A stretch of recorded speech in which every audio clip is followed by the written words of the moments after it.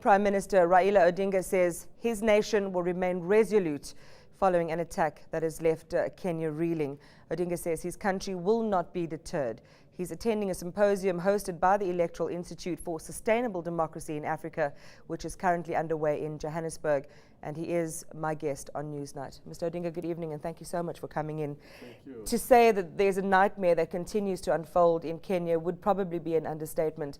How has this incident affected you personally? Where were you when you got the first news?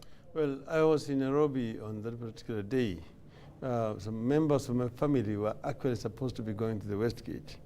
Unfortunately, they didn't go.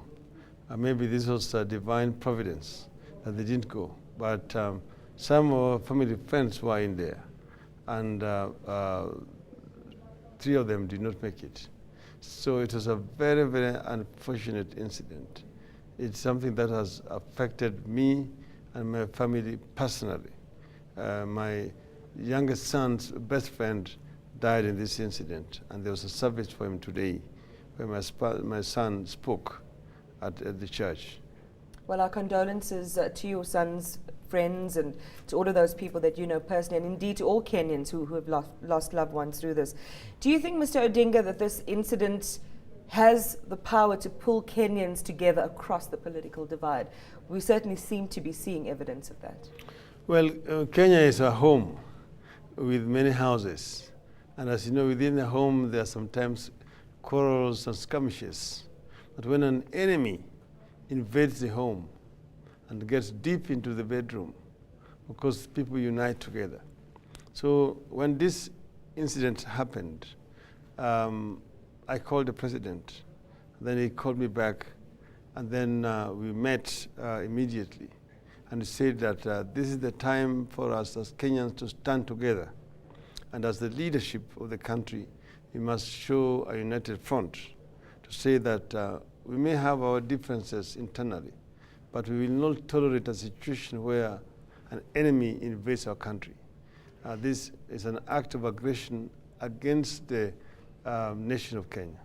Well, your Coalition for Reform and Democracy has condemned the attacks at Westgate. What do you make of the effort now to unravel what has happened? Well, this is what should have happened right from the very beginning. We've said that this is not the time for a blame game or apportioning blame who was responsible and so on and so forth. That is a post-mortem, which we are going to do in due course.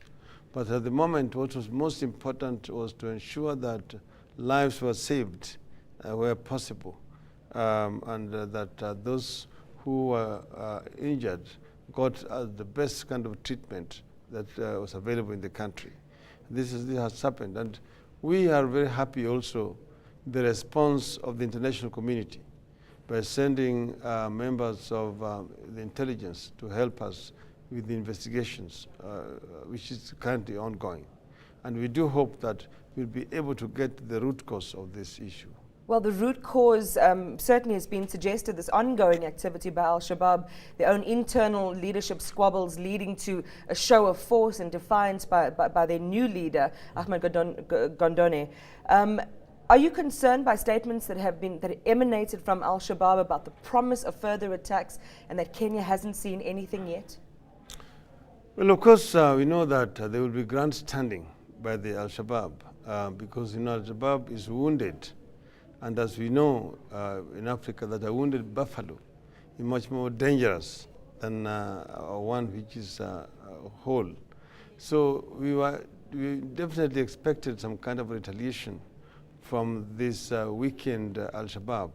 These are acts of desperation, and we are sure that they will, of course, make all sorts of pronouncements and so on. That is to be expected.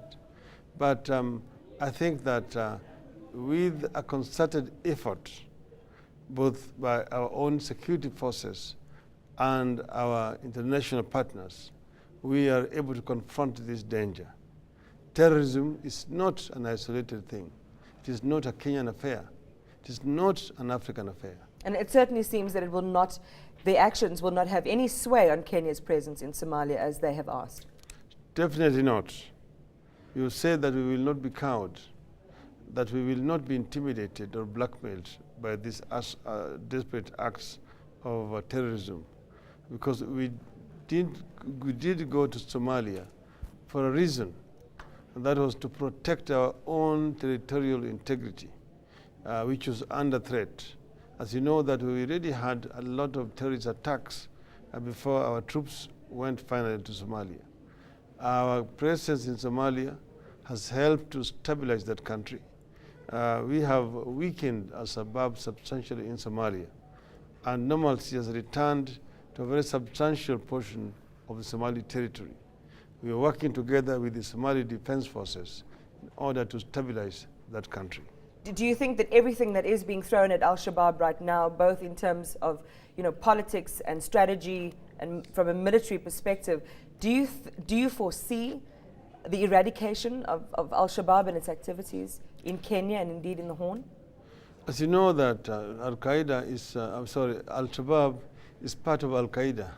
It's part of a bigger international terrorist organization. And as you know that this is not an issue that can be eradicated overnight. It's a process. But the international community is determined to proceed with this. And Kenya must play its part in this whole confrontation. You see, in Nigeria, you have got Boko Haram, which is again an extension of the same movement. So it is something that the international community needs to handle with dedication and resolve, that there should not be prevarication in as far as actions in order to reduce and eventually exterminate this movement are concerned. Just as a final word, Mr. Odinga, when you look at the aftermath of what's happened at the Westgate Mall, and as you say, this cohesion of Kenyan society across the political divide, we're very aware of the history in Kenya, the post-election violence, the previous elections.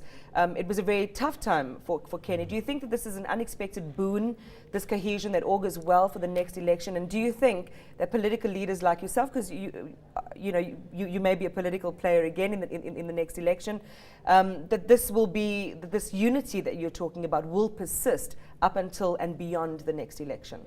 Yeah, as I said from the very beginning, that we may have our internal differences politically, which is normal.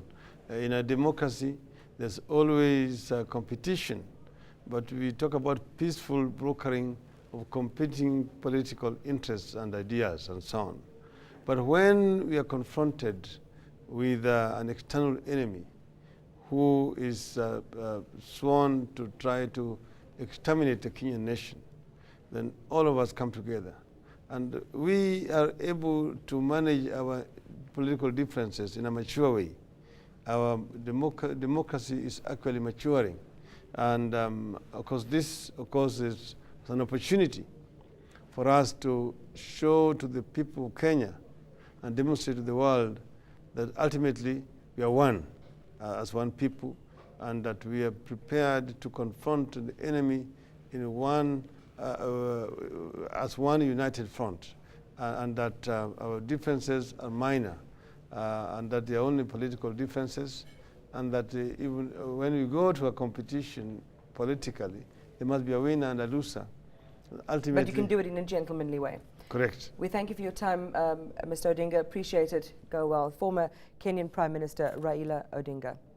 News that moves. eNCA.com.